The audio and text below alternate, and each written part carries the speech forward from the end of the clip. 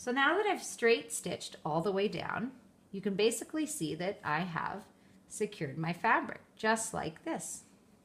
See, so this is what's called a seam. So what I'm going to do is, this could eventually come apart with wear and tear. So we need to reinforce the fabric so that the fabric doesn't fray on this side and come apart, and so it reinforces the sturdiness of the line. So now what we're going to do is called a zigzag stitch. So first things first, we're going to have to switch our machine settings. So we're going to switch our pattern dial to the zigzag stitch, which is number 12 on the old machine and number 3 on the new machine. So I switch my pattern dial on the old machine to number 12, number 3 on the new machine, and I need to change my stitch width and stitch length.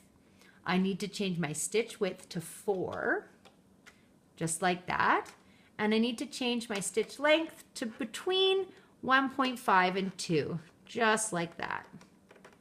So I'm sitting on right around 1.5 right there. I have to make sure my take-up lever is up, and then I want to sew a zigzag stitch right in the middle between here. So in order to sew in the middle, I need to put this in the middle of the presser foot and the middle of the needle. So what I like to do is I like to line up this part of the thread with roughly this part of the presser foot.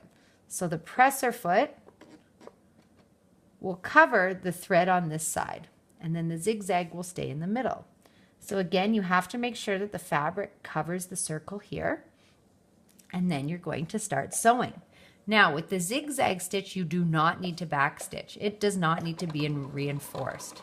So I'm just going to zigzag stitch back and forth.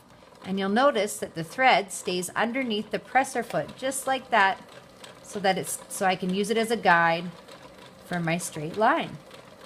So you're going to zigzag all the way down, and you'll notice I really don't put much pressure on the fabric. I let the machine do all the work.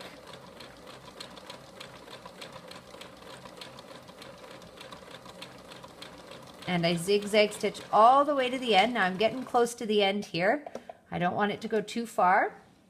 So I use my hand wheel to move the stitches all the way to the end here so that I get a nice finish. Oh, and I'm close to the end.